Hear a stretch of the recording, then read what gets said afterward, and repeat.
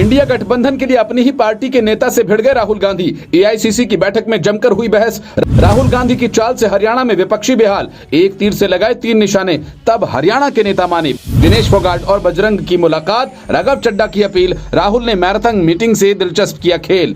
पिछले कुछ समय से राहुल गांधी अलग ही फॉर्म में नजर आ रहे हैं। वो हर वक्त जनता के बीच में दिखते हैं और फिर तुरंत ही पार्टी के नेताओं के साथ मीटिंग करते नजर आते हैं। और विरोधी इस सब को देखकर जब तक सोशल मीडिया पर कुछ चलाते हैं, वो इंडिया गठबंधन की बैठक में पहुंच जाते हैं। इन सब को कवर करने नेशनल मीडिया पहुंचता है तो राहुल गांधी उन्हें इग्नोर करके निकल जाते हैं और यूट्यूब चैनल्स को सब कुछ बताते हैं। लेकिन इस बार उन्होंने एक तीर से जो हरियाणा में 3 निशाने लगाए, उसकी तोड़ किसी के पास नहीं। वो भी समझाएंगे, लेकिन पहले देखिए कि राहुल गांधी इंडिया गठबंधन के लिए कितने लॉयल हैं। दरअसल एआईसीसी की बैठक में हरियाणा के चुनाव पर बात हो रही थी कि तभी राहुल गांधी की एंट्री हुई और उन्होंने कहा, हरियाणा विधानसभा चुनाव में आम आदमी पार्टी के साथ गठबंधन होना चाहिए। जिस पर पूर्व मुख्यमंत्री भूपेंद्र सिंह हुड्डा ने कहा कि हम अकेले अपने दम पर 55 सीटें जीत रहे हैं, किसी के साथ गठबंधन की जरूरत नहीं। राहुल गांधी को यह बात पसंद नहीं आई। उन्होंने कहा कि बात जीत हार की नहीं है, बात है एकता की। आम आदमी पार्टी इंडिया गठबंधन का हिस्सा है तो हमें उनको साथ लेकर चलना चाहिए।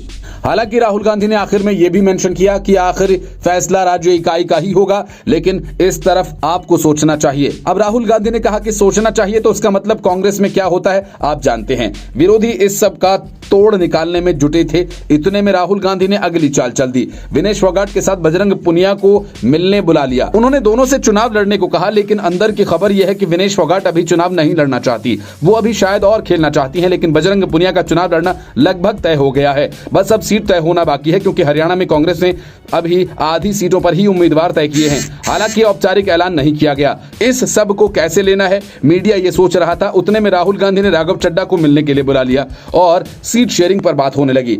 आम आदमी पार्टी हरियाणा में 10 सीटें चाहती थी, जबकि हरियाणा इकाई या यूं कहे कि भूपेंद्र सिंह हुड्डा उन्हें 5 सीटें देने को राजी थे। लेकिन राहुल गांधी ने फिर भी कहा कि हम 7 सीटों तक सोच सकते हैं। आप अरविंद केजरीवाल और बाकी बड़े लीडर्स के साथ बातचीत कीजिए।